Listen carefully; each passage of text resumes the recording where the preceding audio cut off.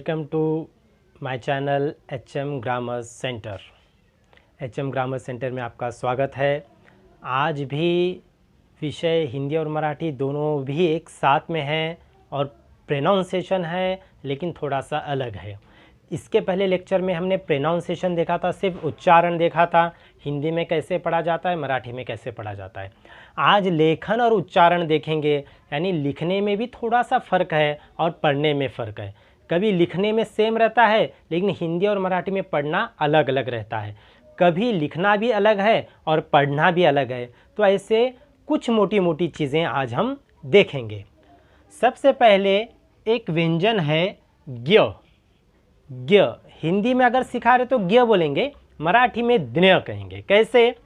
ये देखिए, ये ज्ञ हिंदी में ज्ञ का प्रोनाउंसिएशन आएगा। देखो ग को य जोड़ा गया है, लेकिन यही अगर मराठी में पढ़ रहे हैं तो द्न्य आधा द आधा न और उसे य जोड़ा गया है, यानी द्न्य, द भी न भी और य भी, इस तरह से। तो जैसे यहाँ पे एक वर्ड है आज्ञा। हिंदी में अगर बोल रहे हैं तो मैं आज्ञा, आज्ञा दीजिए। आज्ञा, आज्ञा दिया, देखो द्न्या, आज्ञा, आज्ञा, इस तरह से आज्ञा, आज्ञा।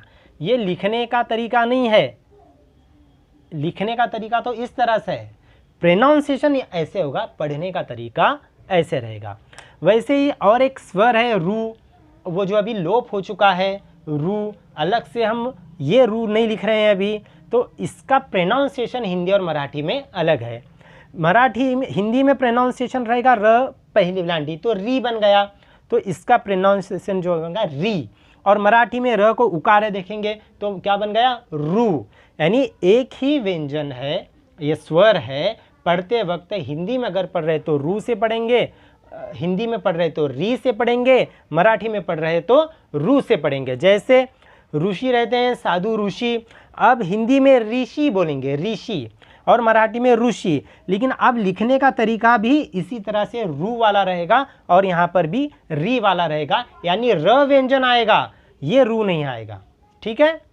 ऐसे ही और एक व्यंजन देखेंगे, स है और स पर एक अनुस्वार है, तो स पर अनुस्वार तो संग, संग, इस तरह से आवाज़ आएगी। हिंदी में स पर अनुस्वार है संग, संग से ही आवाज़ आएंगी। मराठी में आवाज़ सौ आएगी, सौ, यानी एक काना, दो मात्रे, फिर अनुस्वार। ये क्या है? आवाज़ है। स पर अनुस्वार हिंदी में सेम लेकिन मराठी में अलग। कैसे? संसार, संसार, और यहाँ पे संसार। ये देखो पढ़ने का तरीका, संसार। स पर अनुस्वार है तो सौ पढ़ेंगे और यहाँ पे स पढ़ेंगे। संस्था, ऑर्गेनाइजेशन रहती है, संस्था, संस्था, और यहाँ पे संस्था, इस तरह से पढ़ेंगे। इसके बाद अब यहाँ पे क्या था? हिंदी में सेम प्रोनाउंसिएशन, मराठी में थोड़ा सा अलग। अब यहाँ पे मराठी में सेम प्रोनाउंसिएशन, हिंदी में अलग। ये क्या देखेंगे?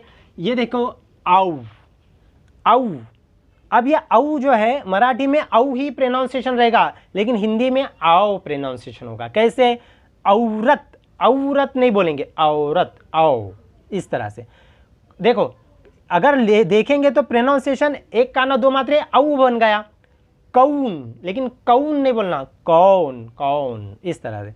जैसे अभी फौज है, फौ, औ की आवाज़ नहीं आना, आओ, फौ, फौज, फौजी, इस तरह से। लेकिन मराठी में जैसा है वैसे ही पढ़ेंगे।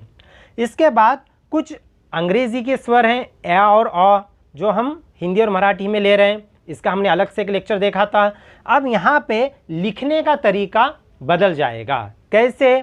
देखो यहाँ पे ए है, ए का हिंदी में आई बनेगा, आई, आई। ये सब, ये पूरा हिंदी है। अब मराठी, हिंदी, सिर्फ हिंदी, ये सिर्फ हिंदी। ए का आई, मराठी में सेम ए का ए ही रहेगा, लेकिन हिंदी में ए का अब आई आवाज़ आएंगी। कैसे? अब देखो कैमेरा है, क्या, ए, लेकिन कैमेरा, कई, आई की आवाज़ आएगी। वैसे बैंक, ए, बै, बैंक, बैंक, इस तरह से आवाज़ आएंगी। ठीक है। वैसे ही बैग है, बैग, तो बैग बोलेंगे, इस तरह से। वैसे ही अ है, अ, देखो एक काना और ऊपर ऐसे चांद है, अ।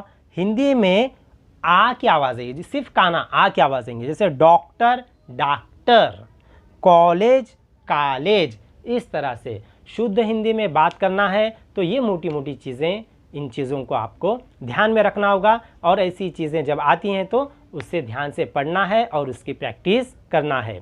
आज के लेक्चर में बस इतना ही। कल हम फिर मिलेंगे एक नेक्स्ट लेक्चर को लेकर। तब तक के लिए धन्यवाद।